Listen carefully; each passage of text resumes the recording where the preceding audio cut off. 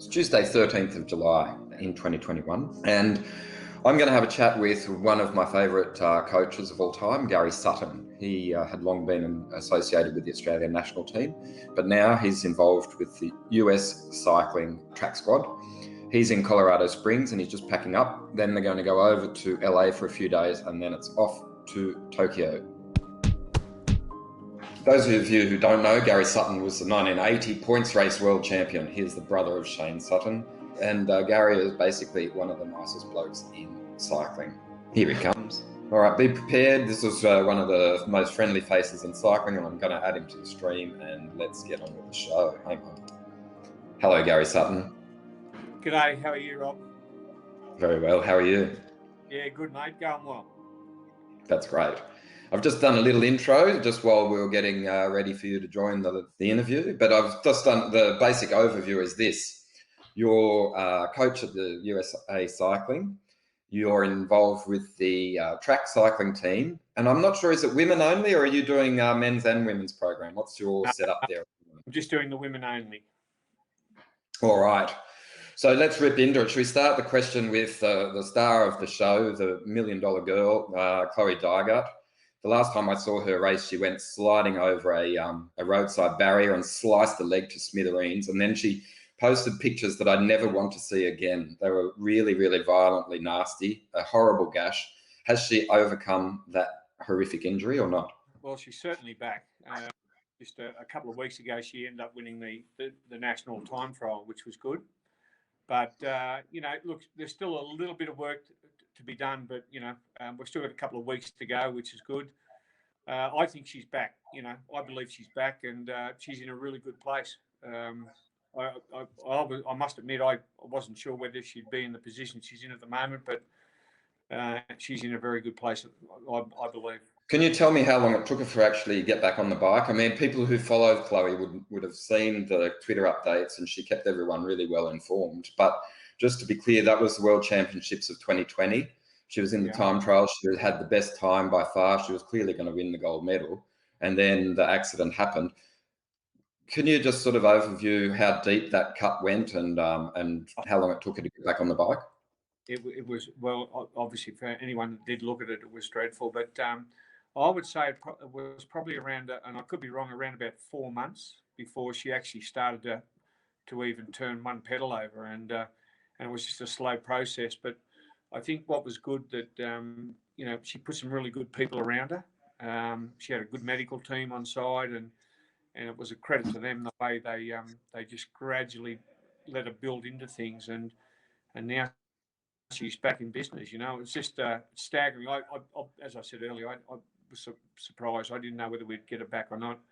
But after I think it was 2 weeks ago, winning the national time trial and beating Amber Neben, it was pretty impressive ride. So, what's the setup for your team? Can you just talk me through your athletes apart from Chloe, because she's obviously the most well known of everyone. And then you have Amber Neben, who you've referenced already. Can you just talk to me through your other troops, please? Yeah. So there's 5 women selected for the team. The 4 world champions, which is Jem Valente, Chloe, of course, and then we've got Lily Williams and Emma White, and then we've got the new girl on the block is Megan Jastrab, and so that's the 5 ladies for the team. And they've been living in Colorado Springs for over a year now, so it's been good. They're all rock solid. Can you explain just who's doing what races? Yeah, so the team's pursuit will come from those 5 ladies, obviously, and you know nobody's a certain starter until we get there. Well, that decision will be made at the last minute, or last few days. Jem Valente will. She'll be doing the Omnium, and Megan and Jem will do the Madison. And the Olympics did reach a halcyon point, but in 2021, everyone's a bit confused about, you know, even if they should be contested or not. I mean, that's your job. You really want them to go ahead. If you had hesitation about going to Tokyo, and can you just talk me through, you know, your emotions surrounding the COVID environment?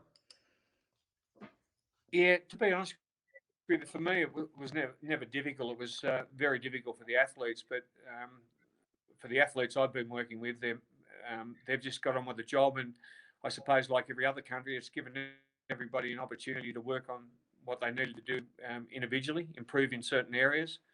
And, we've got young Megan, she's just come out of juniors, basically. So it's given her an extra 12 months to develop. And now she's going very well. So I think for us, we've always had the approach that it's going to happen, and we've never stopped, And I think the work ethic has never changed, the motivation's never changed. Yeah, I suppose it was the odd day, but apart from that, the last 12 months has been full on for us.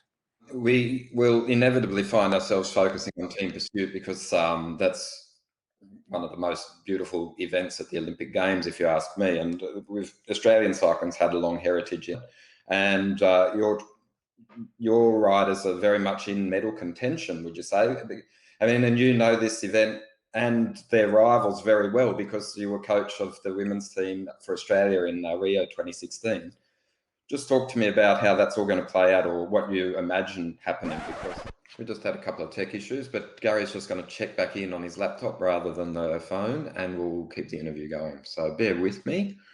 Here he is. Okay, so I was just asking about, just the vibe of the Olympics and what your expectations are, and also how well you think the American team is going to fare against the likes of Team Australia, which has got a considerable reputation in team pursuit. Okay, it'd be fair to say I think Australia's will be certainly hard to beat, and I think in the men and the women. But with the women's team's pursuit, there's probably 1.5 seconds between 5 teams. 5 or 6 teams. So it's going to be a tough competition across the board, as you'd expect being the Olympic Games. We can't. I've said this many times. We have no control over what other teams do, but I believe our team's in a very good place, and they're fit, they're ready to go, which is good. The felt bikes certainly get a lot of attention based on the chain ring being on the left-hand side rather than the right. You've done all sorts of experiments over the years with all kinds of equipment. Talk to me about the advantages that you're going to get out of that unique setup. Well, they had the felt bikes before I arrived. They used them at the last Olympics, but they're a beautiful machine. There's no question. They've tested very well, but it's not going. It's just not going to come down to the bikes. It's going to come down to a combination of a lot of other things. And like a lot of countries, we've done a lot of work in a lot of other areas, which people will see once we get to the games. But it's the bikes themselves they're just a beautiful machine. And we've got all new bikes for the games, which is exciting. So we're looking forward to that as well. Apart from the chain ring being on the left-hand side, is there any other huge innovation, or we'll just have to wait until they're rolled out onto the track in Tokyo? Oh, there's not a lot of major changes, just mainly in the front end. We've changed the front end a little bit, but for each individual. So, and we know that's made a big difference. So, we'll wait and see. And then just generally, just the vibe within the team, and is there hesitation to travel? Is there frustration that there won't be crowds? I really don't know how to report on this Olympics because it's entirely unique.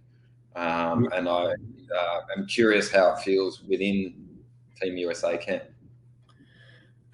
Look, we've been, who knows what to expect. It's going to be a very different Olympic Games to what we've experienced before. There's no question, with no spectators, but it's what it is. And I think from our point of view, I can't speak for everyone else, but I think we're just going to get on and do the job and do the best job we can. I'm sure it's still going to be a great competition, as you'd expect being the Olympic Games. So from our point of view, we're just we're excited to be going. We're excited that the Olympic Games are going to be held, and we're just going to get on with the job. And just finally, because I'm sure a lot of Australian fans would be interested, have you kept in touch at all with the Australian national team, which you used to be so heavily involved with? And what can you expect from them as rivals and also, well, your homeland?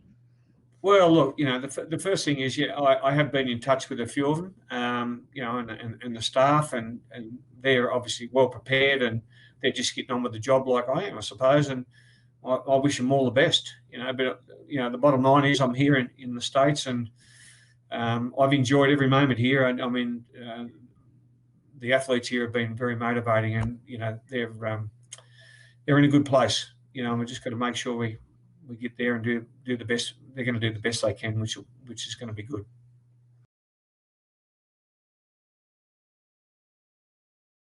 We had some tech issues, but we got through it. And thanks for just sort of giving us an overview of a team, which we're going to see a fair bit of in the next little while, I imagine. Yeah, look, it's all about to happen. And I mean, we've still got a couple of weeks before we leave, and we're off to LA on Friday to do a week on the boards on the indoor track there just before we hit Tokyo, which is going to be fantastic. We've only been on the boards for one training session in the last year and a half or whatever it is. So but it's the track it does the job, and that's the most important thing. And